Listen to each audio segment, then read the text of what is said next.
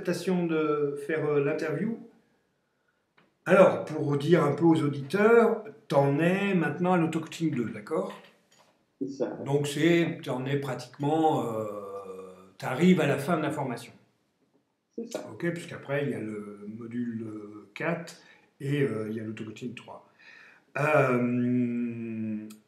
L'interview que je te propose, et dont j'ai besoin pour les 5 propositions, pour éclairer sa vie, c'est sur le qui fait quoi et les traits de l'ego. Ça te va? Très bien. Très bien. Donc, par rapport à cet outil, déjà, est-ce que tu peux dire aux auditeurs qu'est-ce que tu en as compris, qu'est-ce que c'est, le qui fait quoi? Euh, alors, le qui fait quoi?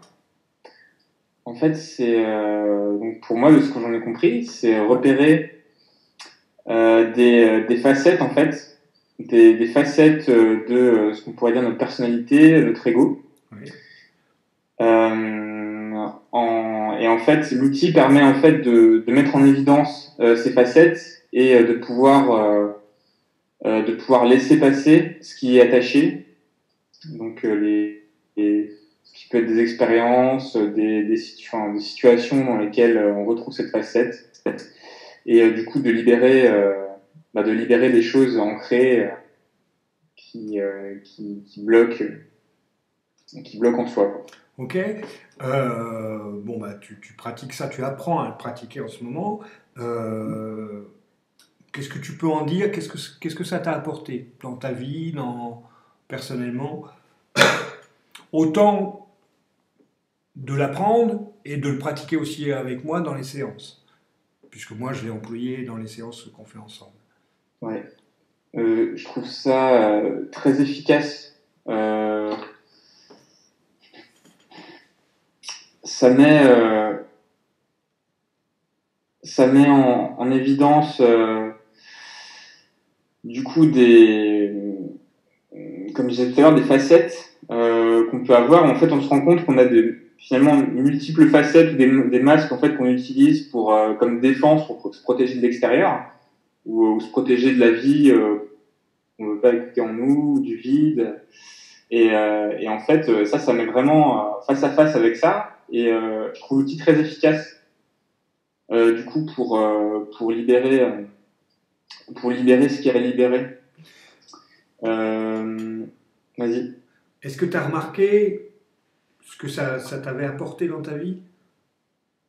Ah bah ça m'a apporté que du coup je me rends compte plus facilement aussi euh, les situations dans lesquelles ces facettes apparaissent. Donc dans la vie de tous les jours, il arrive une situation où je suis sur la défensive.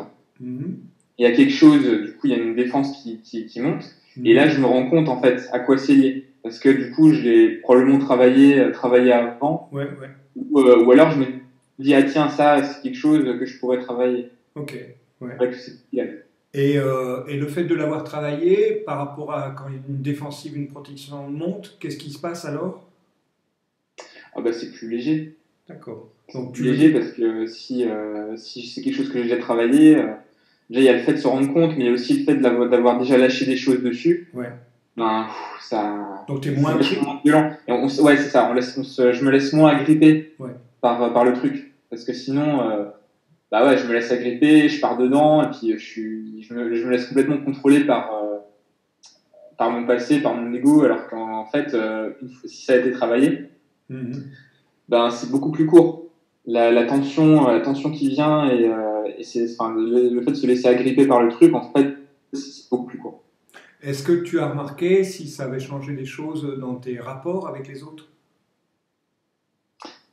Ouais, bah, c'est la communication, tout simplement, parce que plutôt que d'entrer dans Ouais.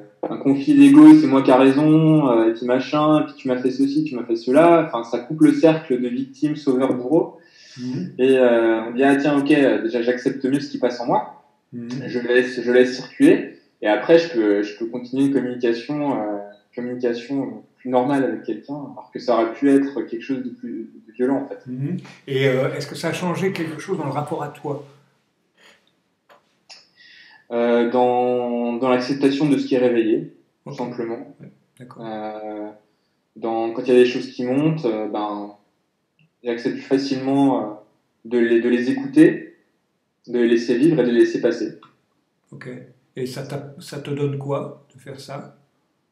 Ça me donne ben, plus de connexion avec la vie qui est en moi. Ça- c'est plus agréable en fait de vivre comme ça en écoutant ce qui vient et en le laissant passer plutôt que de rester bloqué dessus, de tenir et en fait ça nous ronge, enfin ça nous ronge de l'intérieur si ça reste alors que si ça passe, ça circule et puis ça laisse sa place à d'autres choses. Ouais, donc ça te donne un certain confort avec une certaine liberté, une certaine légèreté C'est et une ça, certaine fluidité, c'est ça? ça. Ok, super. Est-ce que tu voudrais ajouter quelque chose, pas forcément sur le qui fait quoi, mais sur la formation ou ouais, sur la formation que on n'a pas abordé? Si Ouais, par je veux exemple bien. quelqu'un te Hein. disait tiens, je veux faire cette formation, qu'est-ce que tu en penses? Tu lui dirais quoi? Non, moi je la trouve très progressive et bien structurée dans le sens où on découvre les outils et les principes au fur et à mesure. Et la complexité bah, augmente aussi au fur et à mesure. Mhm.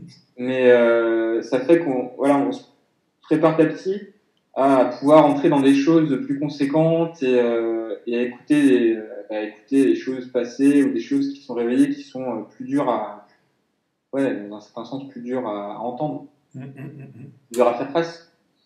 Ok. Et à un moment donné, tu as remarqué dans le 3C, on passe à ce que j'appelle, ça tu connais pas encore parce que je viens de le pondre il n'y a pas longtemps, ce que j'appelle la troisième source. Mais si tu te rappelles du 3C, le 3C, tu as des méditations, tu as des choses comme ça, tu as la méditation de l'état sans état, si tu te rappelles. Et en fait, de la structure de survie, on passe à autre chose. Tu as remarqué ça? Ouais, c'est ça, ouais, Et tout à fait. comment t'as vécu ça? Quelle expérience tu en as eue?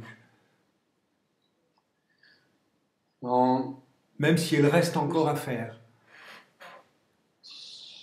une prise de conscience du fait qu'on est très attaché à des choses dans la vie de tous les jours, qui peuvent être des choses matérielles, mais pas que, enfin, des croyances, on attache beaucoup d'importance Mhm. et on se dit par rapport à ça, et du coup, d'avoir d'avoir découvert du coup, cet état sans état, cette sensation-là, bah, on se rend compte que, ok, enfin, finalement, on attache beaucoup d'importance à des choses qui en ont pas autant que ce que l'on pense, en fait. Ouais, ok. Ouais, Ok. Bah écoute, je te remercie. merci. Je te dis à bientôt. À bientôt, Didier. Ciao, ciao.